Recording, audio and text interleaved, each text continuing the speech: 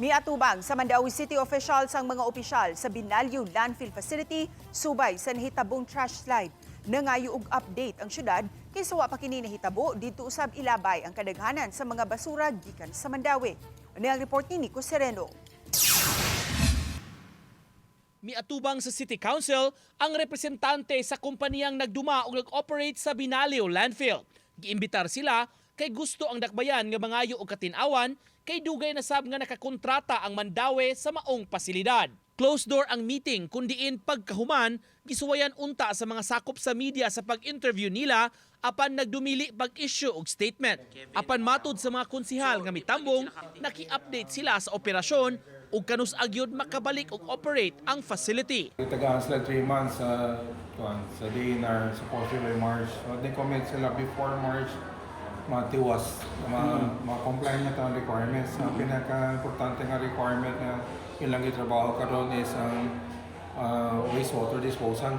Usa sa buot mahibaw-an sa syudad ang lifespan sa Binalyo facility ug mga laka nga gihimo para sa pagdawat sa mga basura sa dakbayan ug sa ubang LGUs.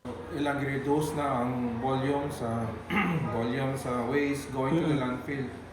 So according to them, they will have more equipment. Okay.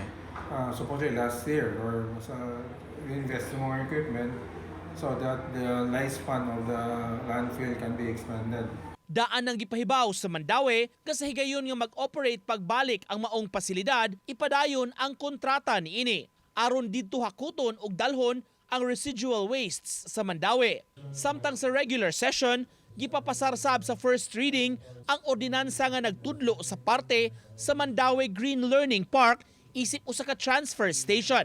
Giklaro hinuon temporaryo ra gyud kini samtang gihan-ay pa ang kasabutan tali sa mga providers human sa trash slide. Kana akong area sa NJLP karon close na mo gina siya stop site before.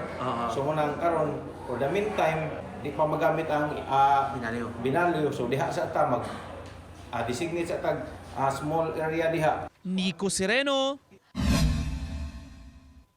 Balitang Bisdak.